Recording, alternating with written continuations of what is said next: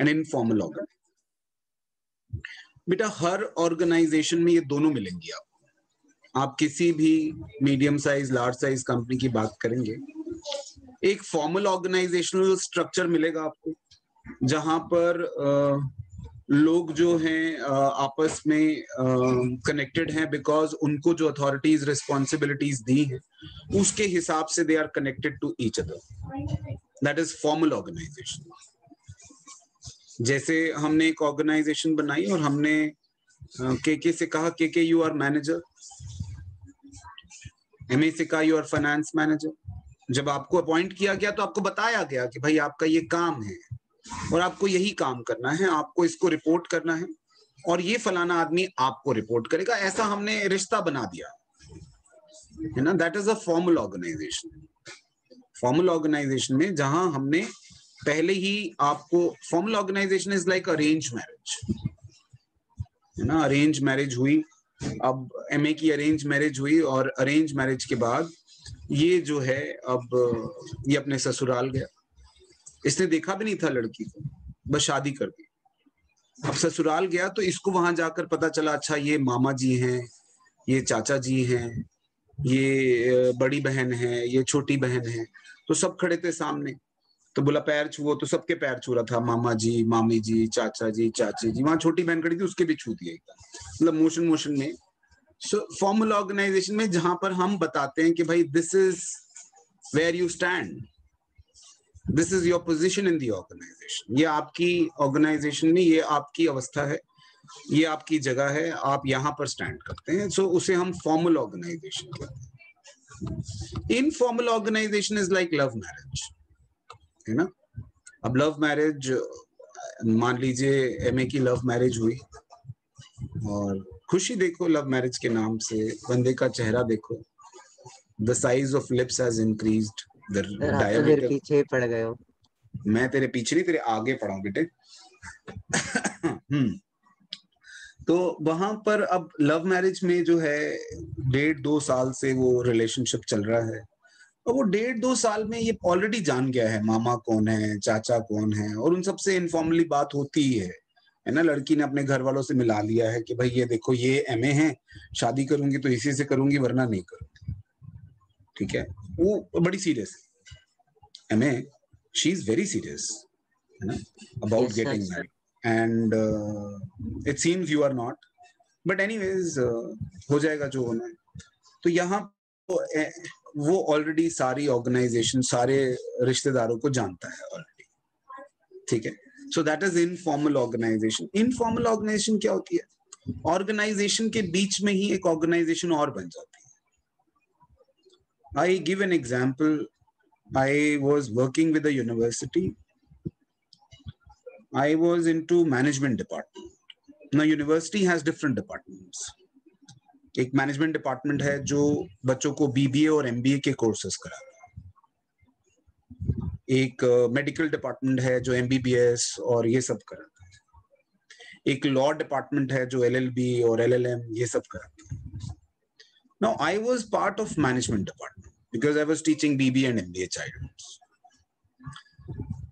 सो हमारा काम था कि मैनेजमेंट डिपार्टमेंट में आपको एज ए लेक्चरर क्लासेस लेनी है और उनको बच्चों को मैनेज करना है, जो कुछ भी है, that was our job. But then informally I was friends with teachers in medical department, I was friends with teacher in law department. At the end जो लोग लॉ पढ़ा रहे हैं या मेडिकल पढ़ा रहे हैं, they are all human beings. It's not that के लॉ डिपार्टमेंट में तो कहीं रोबोट्स आते हैं पढ़ाने, या मेडिकल डिपार्टमेंट में तो भैया कहीं मार्स से कुछ लोग बुलाए हैं ना, एलियंस आते हैं पढ़ाने। So they all are humans. I am a human, they are human, and human to human connection होना बहुत नेचुरल है। इट इज वेरी नेचुरल ना। We were sitting in a canteen and then we started talking, and then we started talking, we became friends, you know. So I normally started with females, आप समझ सकते हैं। So that was quite obvious.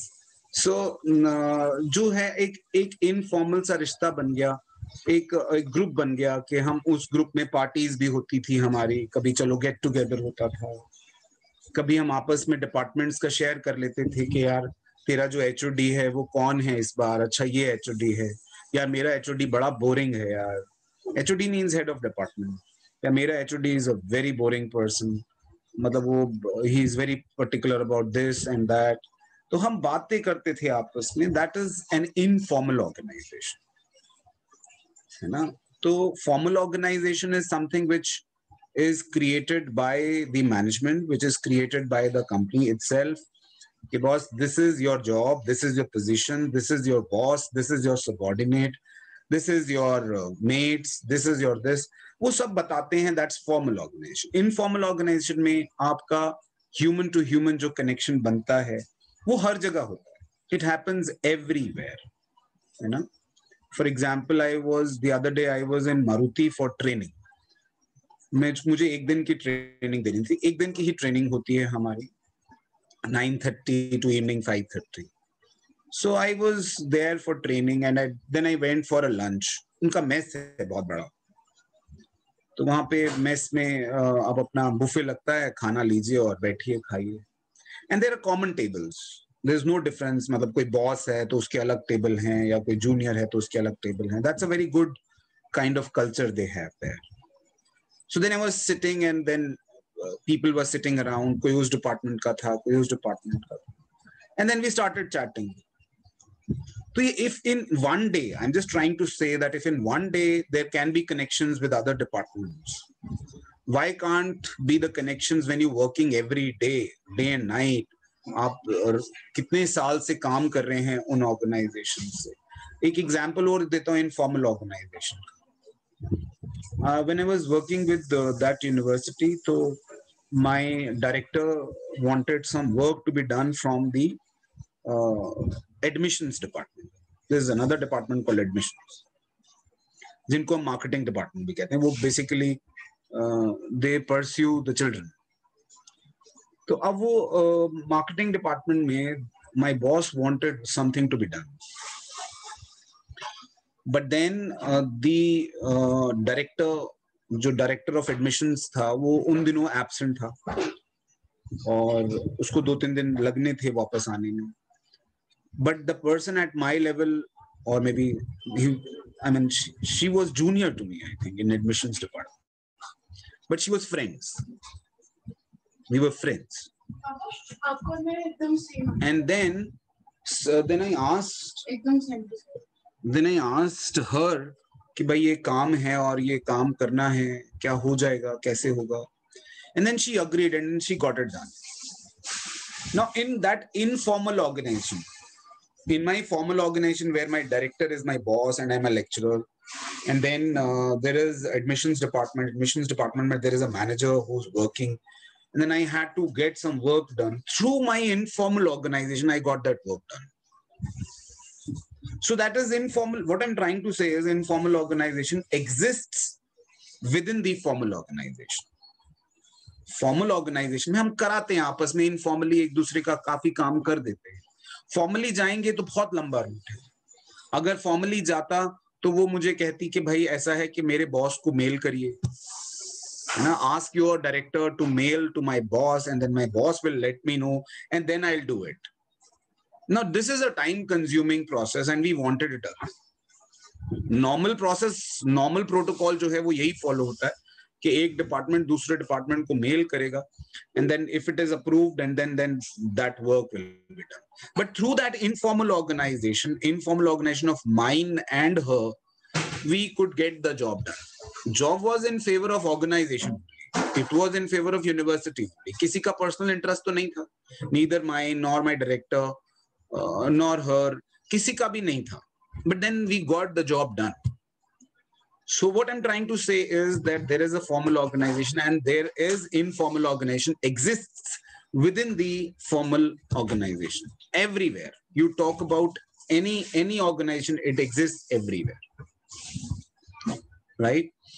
Now, what is the formal organization? What are the advantages and disadvantages? It refers to an organization structure which is designed by management जो management ने design किया है to achieve an organisational goal, and formal organisation is a system of well defined jobs each bearing a definite measure of authority, responsibility and accountability. साफ clear jobs हैं कि ये आपका काम है, आपको यही करना है, यही आपकी अथॉरिटी है, ये आपकी रिस्पॉन्सिबिलिटी। एडवांटेजेस, भाई फॉर्मल ऑर्गेनाइजेशन के एडवांटेजेस तो बहुत क्लियर है हमें। जब हम क्लैरिटी देते हैं काम की तो फिर हमें काफी चीजें क्लियर हो जाती हैं। Easier to fix responsibility since the relationships are clearly defined.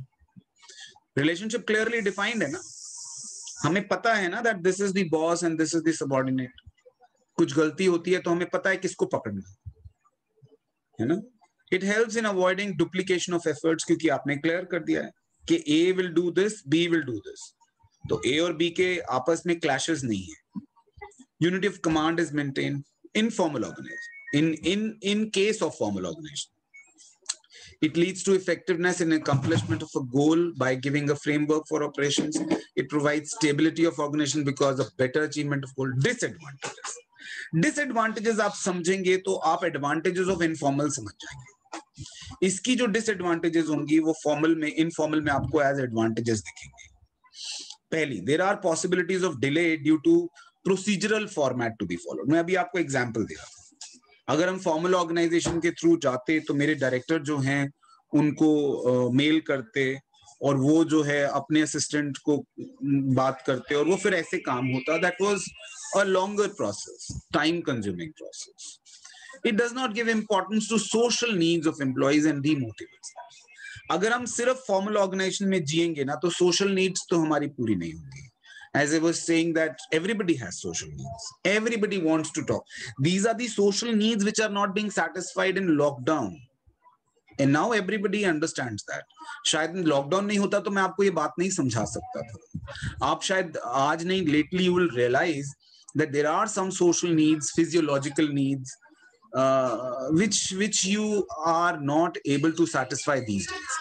आप वो आजकल नहीं कर पा रहे, अपने दोस्तों से, अपने रिश्तेदारों से ऑफनली नहीं मिल पा रहे, विच इज नॉट डन, वो हो नहीं रहा ठीक से। So that is that is the social needs which are not being satisfied in case of formal organization. When I was friends with that girl, that was my social need, na? I don't know what is bringing the smile on your face, but then that was a social need which was being satisfied in which organization? Informal. Formal organization में वो satisfy नहीं हो सकती because we are not supposed to talk. We are not supposed to share the work, right? Then it does not, it reduces creativity because employees are bound to follow the set policies and rules. कि boss यही करना है, इसके अलावा आपको और कुछ allowed नहीं है. So that is, it reduces the creativity. Next is, it does not understand the human relations because the emphasis is more on structure in the work. Human relations, human to human connections, they are not possible in case of formal organization. Next, now informal organization. अब ये ध्यान से सुनिएगा, आप जब informal पढ़ेंगे ना तो in contrast of informal you will be able to understand better the formal organisation. आप बहुत अच्छे से समझ पाएंगे. अब मेरा एग्जाम्पल जो मैं आपको दे रहा हूँ वो बिल्कुल एग्जैक्ट एग्जाम्पल है, उसको ध्यान में रखते हुए समझिए. It is a network of social relationships among employees. In other words, it is an aggregate of interpersonal relationships not established by formal organization. Formal organization में नहीं होगा. For example, managers and their subordinates taking part in a cricket match on Sunday. Huh? So this is an informal organization. अब वो formal organization में थोड़ा होता है. Formal organisation में बॉस अपने सबऑर्डिनेट के साथ कैसे क्रिकेट खेलेगा, वहां तो ईगो ही मार देगी. और अगर सबऑर्डिनेट ने पहली बॉल पे मान लीजिए बॉस को आउट कर दिया, पहली बॉल, सोच के देखिए, bosses are very very egoistic. Bosses are normally egoistic.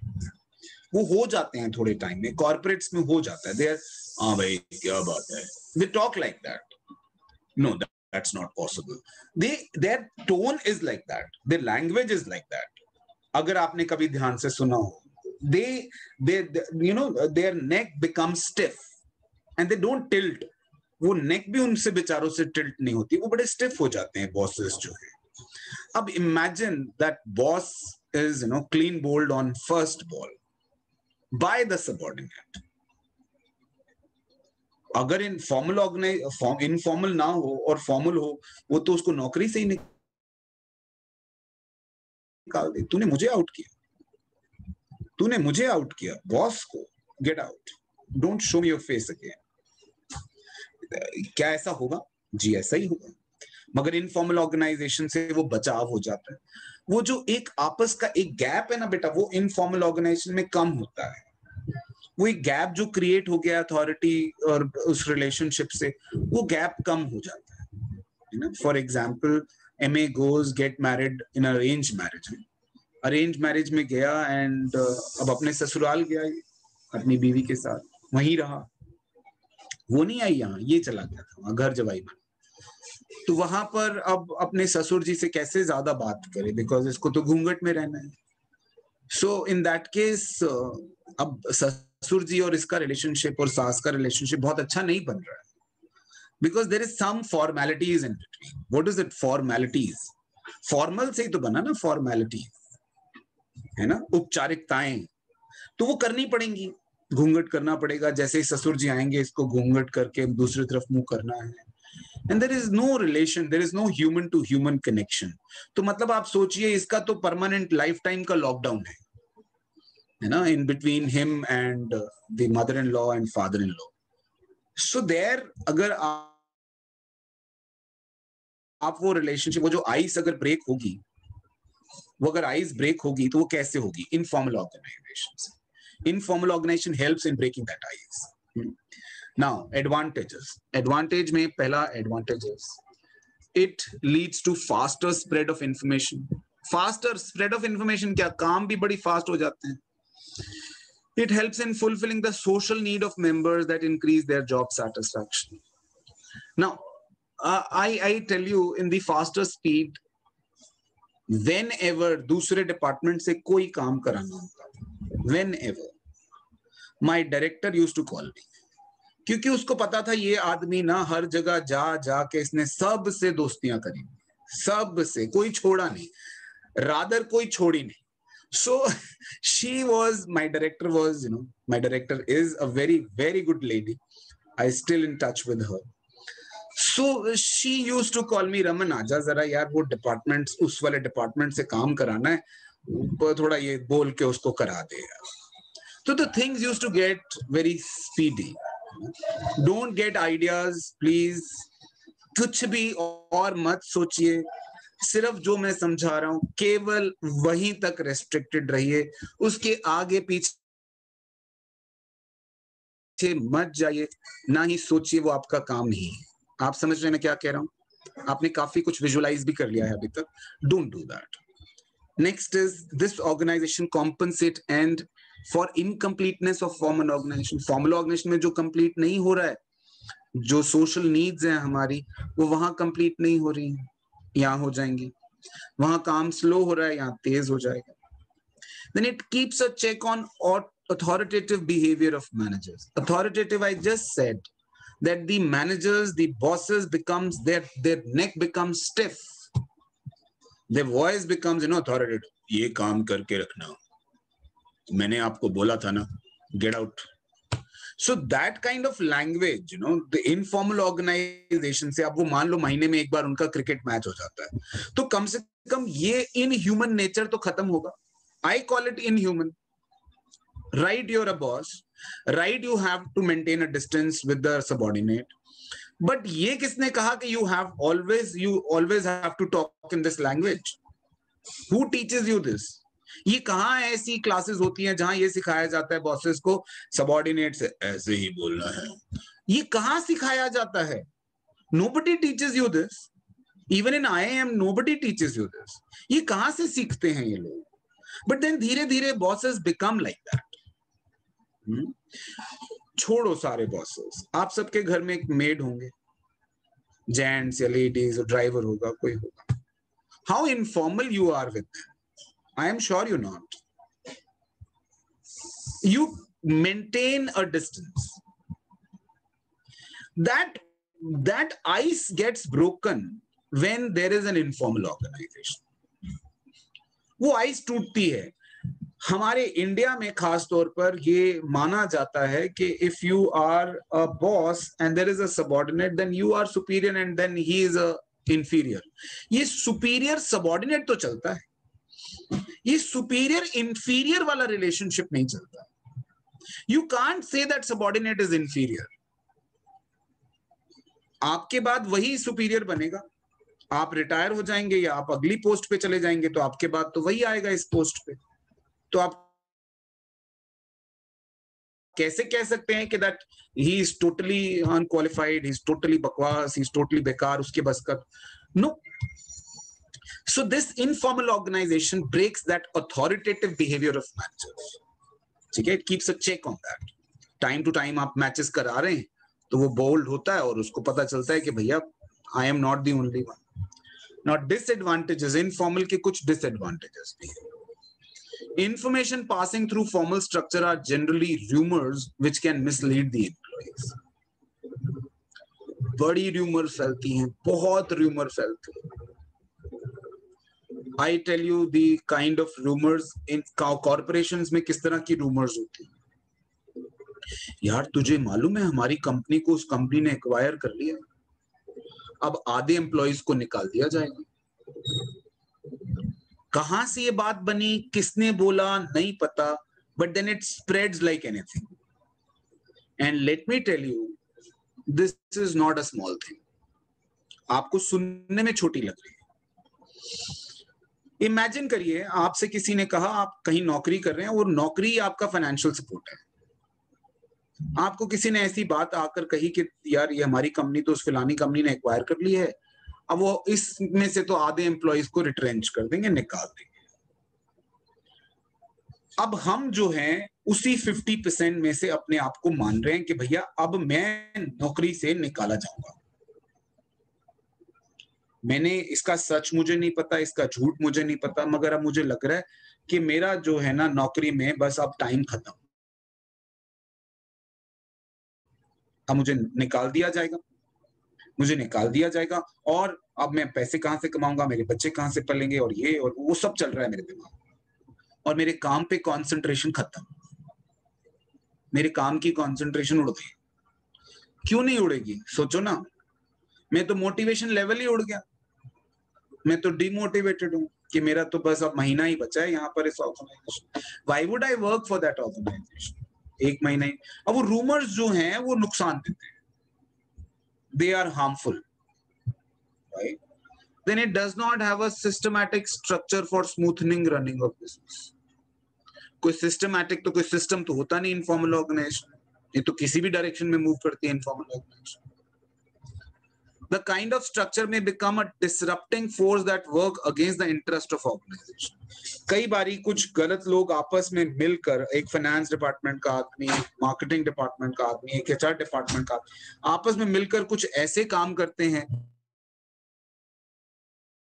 जो कि ऑर्गेनाइजेशन के मेन इंटरेस्ट के लिए डिसरप्टिंग हो जाते हैं। उनको रोकने वाला कोई नहीं, because then there is an informal organization. This structure emphasizes more on individual interest rather than organizational. अब यहाँ तो इंडिविजुअल इंटरेस्ट ही चल रहे हैं। मेरी उससे दोस्ती हो गई, मेरी उससे दोस्ती हो गई, हम घूमने जा रहे हैं, हम पार्टी कर रहे हैं, हम क्रिकेट खेल रहे हैं, है ना? तो यहाँ तक कि that you know we are going for something और समथिंग। सो वो सब भी अब इंडिविजुअल इंटरेस्ट चल रहे हैं। ऑर्गेनाइजेशन के इंटरेस्ट का तो हमें क्या ही लेना है, right? Difference between formal and informal, formal और इनफॉर्मल का डिफरेंस। ओरिजिन फॉर्मल कहां से बनी? डेलिबरेटली, जानबूझकर बनाई गई है। किसने बनाई है? मैनेजमेंट ने बनाई है।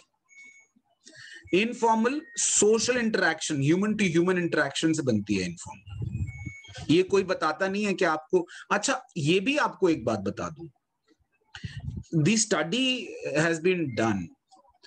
आप जब किसी से दोस्ती करते हैं तो नॉर्मली दैट दोस्ती इज एट एट पार, कि भाई आपको I don't know what kind of feeling you get for that person and you try to make friend that person. आप हर किसी से दोस्ती नहीं करते हैं, कोई फ्रीक्वेंसी लेवल है जो मैच करता है,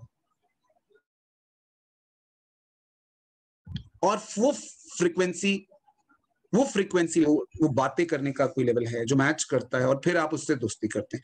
does that happen? So it happens human to human. आप हर किसी से दोस्ती नहीं, आप देखो, आप लड़कियों में या लड़कों में आपस में भी अगर दोस्ती है, तो लड़कियों की आपस में दोस्ती है, सेम लेवल के लोग हैं यार, है ना.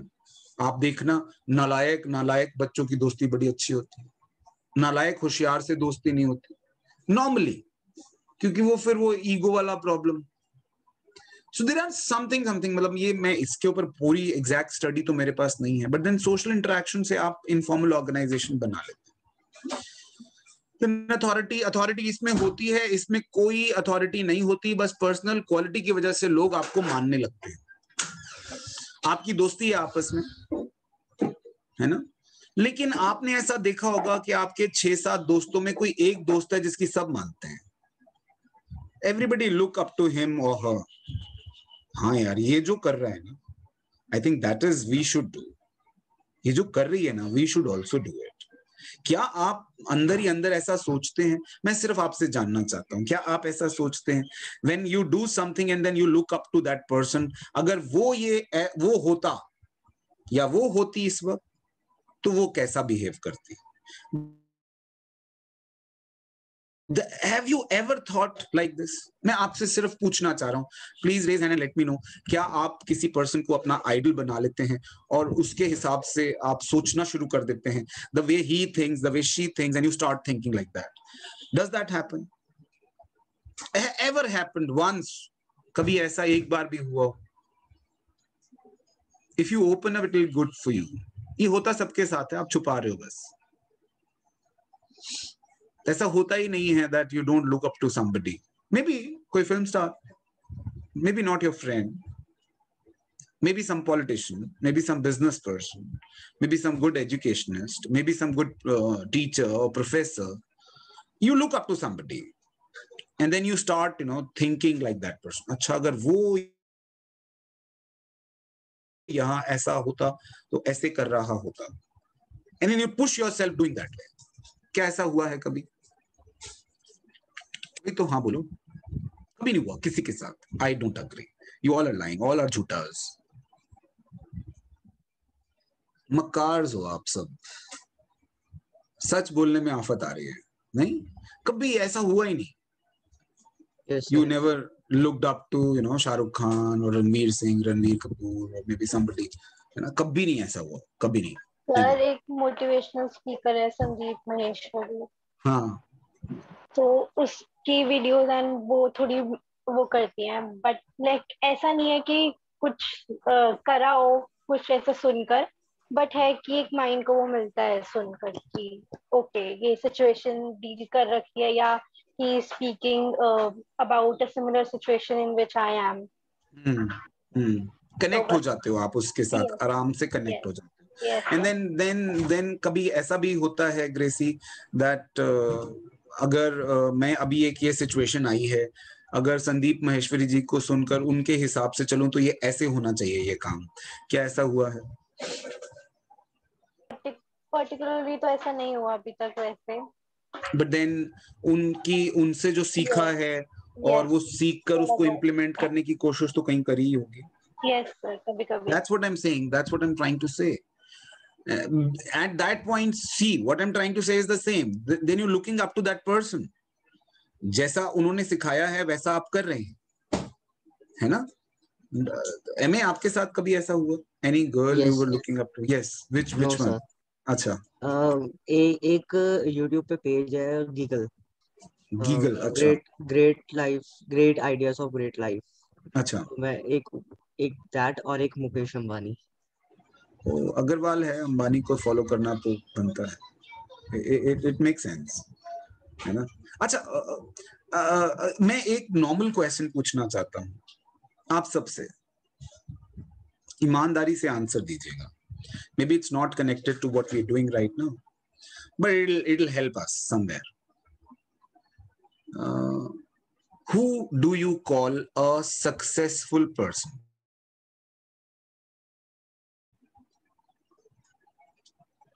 Who do you call a successful person? काफी ओपन एंडेड क्वेश्चन है. इसमें ऑप्शंस होनी चाहिए मेरे हिसाब से. May be a person. Yes, KK, let's hear from you. A person who is like generally happy with themselves and the environment around them, I think that person is really successful. And उस person की फिर कोई age limit भी नहीं होती है. Like I can be successful at my age because I consider myself successful because मैं मतलब within myself बहुत happy रहती हूँ. And I consider मतलब my mom also successful because वो happy रहती हैं. I know बहुत सारे criterias होते हैं, but for me I think peace and happiness should be the main priority. And जिस person ने वो gain कर ली within themselves, I think that person is successful. How do you do that, KK? How did you? Just to be like मतलब. How do you achieve that? I think if you want me to, yeah. Yeah, go ahead. We have all time. Just feel like that. If you want, I can keep it off record. बंद कर दूं? All right. Standards. भाई standard of behavior के that you have to behave in such a standard, ये informal में कहाँ होता है? आप जब अपने दोस्तों के साथ होते हैं, you try to maintain a standard. देखो क्या करेंगे दोस्त आपका. आप करो, कोशिश करो, है ना? Imagine करके देखो, आप वो लोग जो है ना राजमा चावल खाने गए वो हाथ से खा रहे हैं और आप उनको देखकर ना अपने वो भाव चेंज कर रहे हैं, क्या कर रहा है. आप अपने स्टैंडर्ड वहां मेंटेन करके देखना वो आपका क्या हाल करेंगे. तो स्टैंडर्ड्स तो इनफॉर्मल ऑर्गेनाइजेशन में होते ही नहीं. मैं स्टैंडर्ड मेंटेन करूं, for example the girl I was talking about the other department, again that brings you a smile. I'm happy for that. So actually she is junior to me, but then I can't keep a standard ना. मैं वहां पे एक standard तो नहीं कर सकता कि भाई मैं तो I will talk to you like this. तो फिर तो there is no informal organization. Then तो there is a formal organization, है ना. पुरानी यादें आज आपने ताजा करा दी, by God. Now leadership. Managers are leaders. Managers ही लीडर होते हैं, वही लीड करते हैं टीम को. और यहां पर लीडर कोई मैनेजर जरूरी नहीं है. आपको एक उदाहरण देता हूं. क्रिकेट मैच चल रहा है, उसमें कुछ मैनेजर्स हैं, कुछ सबऑर्डिनेट्स हैं. अब क्या ये जरूरी है कि क्रिकेट मैच भी मैनेजर ही अच्छा खेलेंगे? सबऑर्डिनेट भी तो अच्छा खेल सकते हैं.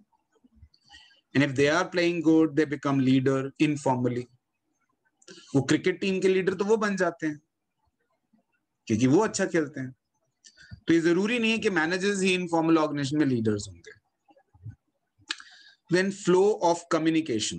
Flow of communication informal organization में बड़ा सेट होता है कि भैया यही फ्लो ऑफ कम्युनिकेशन है.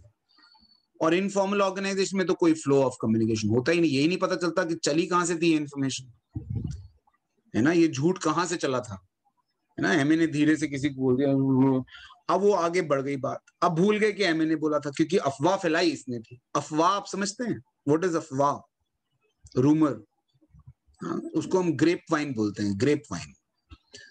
अफवाह एकदम से फैलती है. अफवाह कितनी जल्दी फैलती है आप देखो ना.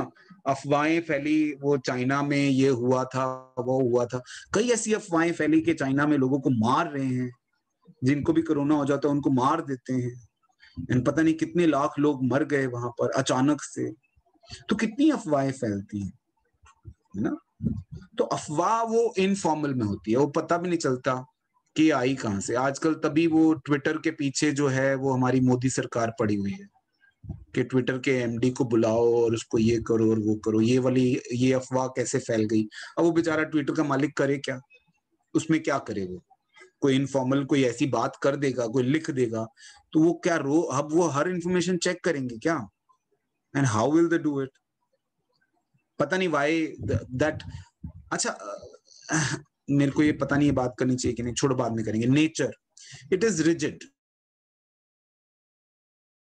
फॉर्मल ऑर्गेनाइजेशन का नेचर जो है, फॉर्मल ऑर्गेनाइजेशन का जो स्वभाव है वो बड़ा रिजिड है और इनफॉर्मल का फ्लेक्सिबल है, चेंज होता रहता है. Now next question is formal informal. आपके दिमाग में बस क्या है? What am I trying to say? Formal informal याद रहेगा, है ना. आप मेरे एग्जाम्पल याद करना और उससे आपको फॉर्मल इनफॉर्मल याद रहेगा मुझे लगता है। Then delegation of authority.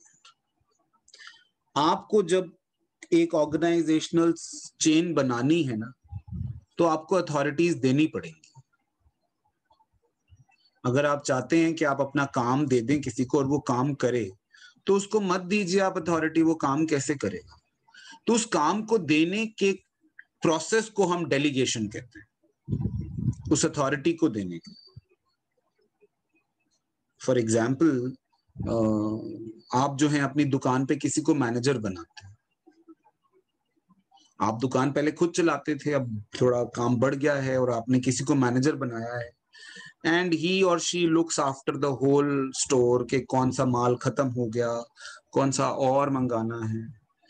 अब उसने किसी सप्लायर को फोन करना है और उसको कहना है कि ये सामान हमारी दुकान पर दे जाओ।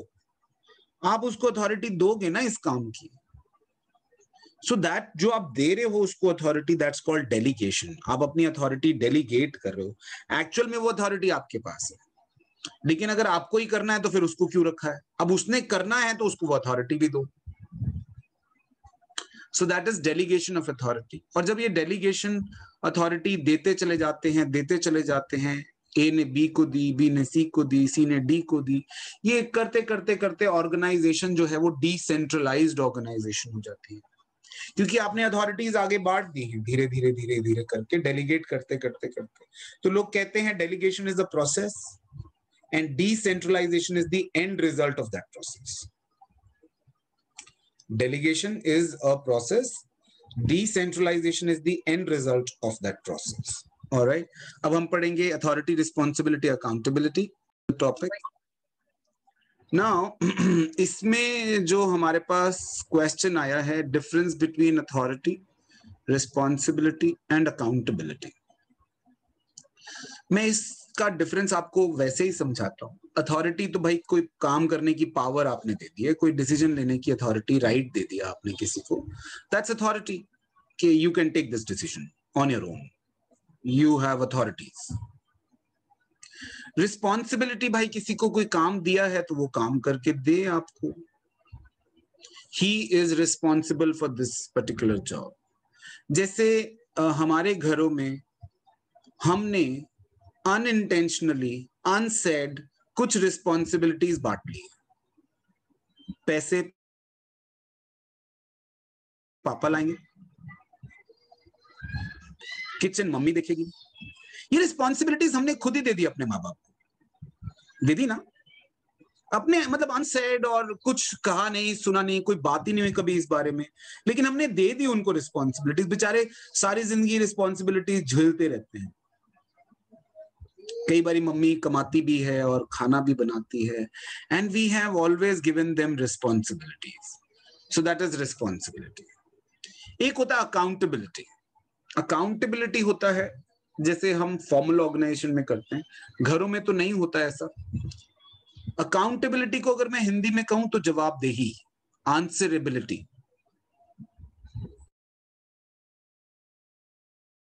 मैंने सुबह काम दिया, शाम को मुझे उसकी प्रॉपर रिपोर्ट चाहिए कि आपको मैंने कॉल करने के लिए कहा था 100 लोगों को, आपने 100 में से कितने लोगों को कॉल किया, उन 100 में से जिन लोगों ने कॉल रिसीव किया उन्होंने क्या आंसर किया, आपने उनको फॉलो अप किया नहीं किया, that is accountability.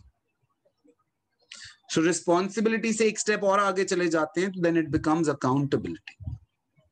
Do you get my point? Now meaning में, अथॉरिटी में it is a right to command. हाँ, मीनिंग में it is right to command, it is obligation to perform, it is answerability for something.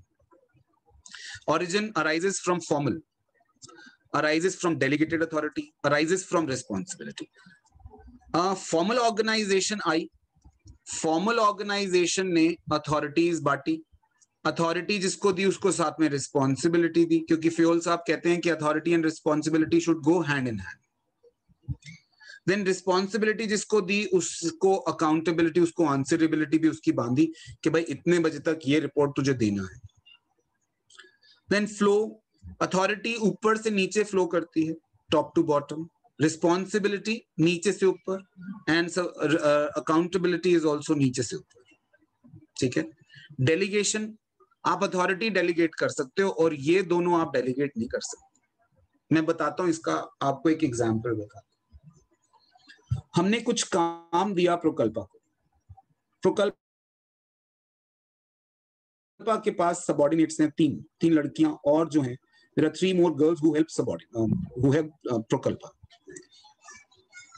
अब वो काम देना था अगले दिन सुबह बॉस ने बुलाया प्रकल्पा को, प्रकल्पा वो काम हो गया। हाँ सर मैंने उनको दिया था मगर उन लड़कियों ने किया ही नहीं, बड़ी नालायक हैं, काम ही नहीं करती। कैन प्रकल्पा give this kind of answer? ये बॉस का तो लुकआउट नहीं है ना, बॉस का तो ये मैटर नहीं है। बॉस ने आपको काम दिया, आपने आगे से करा के देना है। आप रिस्पॉन्सिबिलिटी डेलीगेट नहीं कर सकते। You are not suppose to delegate. आप अथॉरिटीज दीजिए, प्रकल्पा ने उन 3 लड़कियों को अथॉरिटी दी काम करने की, डिसीजन लेने की, मगर रिस्पॉन्सिबिलिटी भी डेलीगेट करते हैं इस तरह से कि भाई मेरी जगह अब तुम ही आंसरेबल होगे, तो फिर प्रकल्पा की जरूरत क्यों है? अगर बॉस को उन 3 लड़कियों ने ही आंसर देना है तो why Prakalpa is answerable, why Prakalpa is there. So responsibility and accountability आप डेलीगेट नहीं कर सकते, आप आगे इसको नहीं बांट सकते, ठीक है। Then importance of delegation. आप अथॉरिटीज जब आगे देते हैं तो इसकी इंपॉर्टेंस क्या है? एक तो इफेक्टिव मैनेजमेंट, क्योंकि आप सब कुछ तो आपने मैनेजमेंट की डेफिनेशन आपको याद होगी। It is a process of getting things done through and with others. Do you remember? So through and with others में इफेक्टिव मैनेजमेंट तो तभी होगी जब आप अदर्स को कुछ अथॉरिटीज दोगे, अदरवाइज वो आपके लिए काम ही क्यों करेंगे?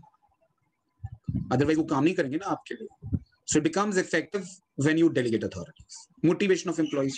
जिस एम्प्लॉय को अथॉरिटी मिलती है ना, बड़ा मोटिवेट होता है, ओए बॉस ने मुझे चाबी दी है ऑफिस की, मैं खोलूंगा ऑफिस, वो बड़ा मोटिवेशन होती है उसको। Then employee development, जिसको आप अथॉरिटी दोगे नहीं वो डेवलपमेंट उसकी होएगी कैसे? And facilitation of growth. Organization overall grow करती है ना जब आप अथॉरिटीज डेलीगेट करते हैं, तो ऑर्गेनाइजेशन ओवरऑल ग्रो करती है। बेटर कोऑर्डिनेशन आपस में बेटर होती है। देन क्रिएशन ऑफ हायरार्की, एक हायरार्की चेन जो आपने स्केलर चेन पढ़ी है, दैट गेट्स डेवलप्ड। अगर आप डेलीगेट नहीं करोगे अथॉरिटीज को तो वो हायरार्की कभी भी बनेगी नहीं, वो एक चेन कभी भी पॉसिबल नहीं। Is that okay?